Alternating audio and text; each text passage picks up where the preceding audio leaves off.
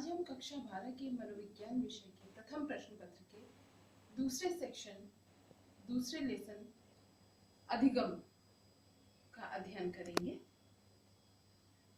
अधिगम को साधारण भाषा में हम सीखना कहते हैं और इंग्लिश में इसे लर्निंग कहते हैं। आप और हम सभी जानते हैं कि सीखना क्या होता है। सीखना कुछ भी सीखना, साइकिल सीखना, बोलना सीखना, किसी भाषा को, वगैरह वगैरह। अब जान लेते हैं कि सीखने का क्या अर्थ होता है। देखिए, हम सभी जानते हैं, चाहे मानव हो या पशु, सब में सीखने की प्रक्रिया घटित होती है। लेकिन पशुओं में सीखने की जो ये प्रक्रिया है ना, वो बहुत ही सीमित और सरल होती है, जबकि मानवों में सीखने की प्रक्रिया बहुत विस्तृत होती है और बहुत कठिन होती है।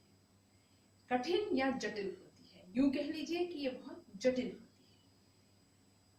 है। ये सीखने की प्रक्रिया एक मानव में जीवन पर्यंत चलती रहती है। जब बच्चा जन्म लेता है तब से प्रारंभ होकर ये उसके जीवन के अंत तक चलती रहती है।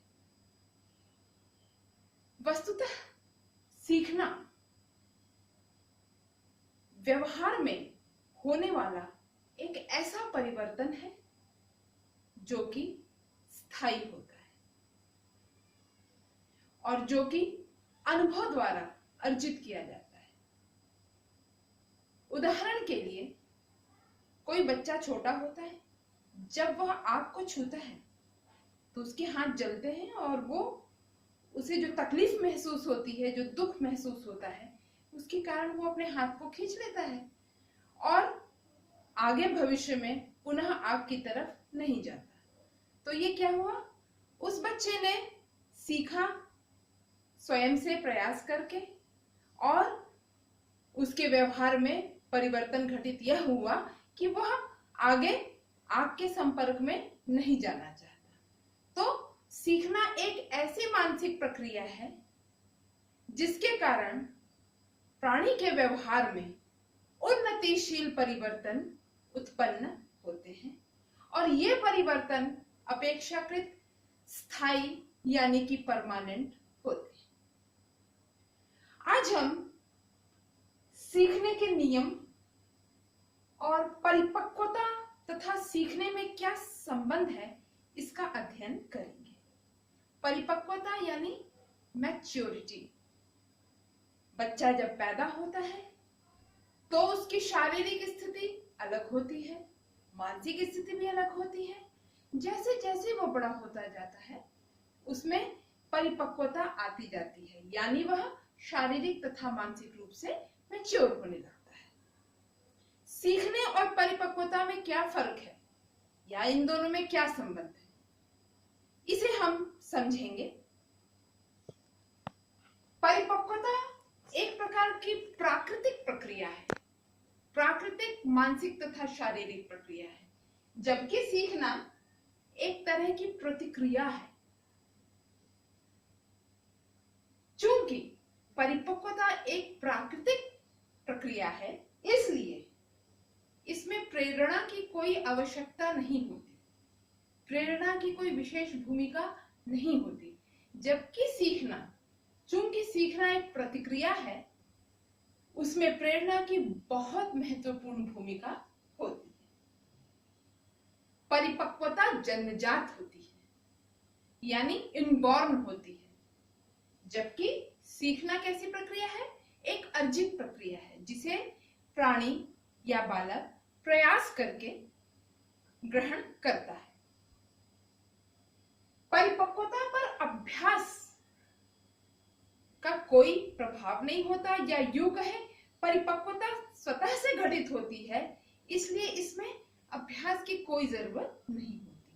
लेकिन सीखने पर अभ्यास का बहुत सकारात्मक प्रभाव होता है। हम सभी जानते हैं कि यदि किसी कार्य को हम बार बार अभ्यास करते हैं और बार बार दोहराते हैं तो उसको सीखने में हमें सहजता और सरलता महसूस होती है, हम ज्यादा आसानी से उसे सीखते हैं। परिपक्वता के दौरान यानी जैसे जैसे बालक बड़ा होकर शारीरिक और मानसिक रूप से मैच्योर होता जाता है, उस दौरान उसके शरीर में कई रासायनिक परिवर्तन उत्पन्न होते हैं। जबकि सीखने से क्या होता है? सीखने से प्राणी के व्यवहार में, यानी व्यवहार में परिवर्तन उत्पन्न होते हैं, यानी प्राणी की मानसिक क्षमता का विकास होता है। इस तरह से चूंकि परिपक्वता अपने आप घटित होती जाती है, इसकी चेतना प्राणी को नहीं होती, लेकिन सीखने की प्रक्रिया तो वो प्रक्रिया है जो व्यक्ति जानबूझकर करता है और सचेतन प्रक्रिया है, क्योंकि प्राणी जानबूझ के करता है। जानबूझ के हम साइकिल चलाना सीखते हैं, अपने से एफर्ट करके कोई कार्य करना सीखते हैं, चाहे वो कोई भी कार्य हो। सीखने के क्रम में या विकास के क्रम में हम बात करें तो जो परिपक्वता है वो सीखने की पूर्व की प्रक्रिया है, और सीखना जो है परिपक्वता पर ही आधारित होता है। उदाहरण के लिए, जैसे मैंने शुरू में उदाहरण दिया, 1 साल का बच्चा साइकिल चलाना नहीं सीख सकता, लेकिन जब वो फिजिकली और मेंटली मैच्योर हो जाता है, बड़ा होता है और मैच्योर होता है, तब वह सीख सकता है। यानी क्या हुआ? साइकिल सीखने की प्रक्रिया बालक की परिपक्वता पर निर्भर। आइए अब हम सीखने के नियम के बारे में जानते हैं।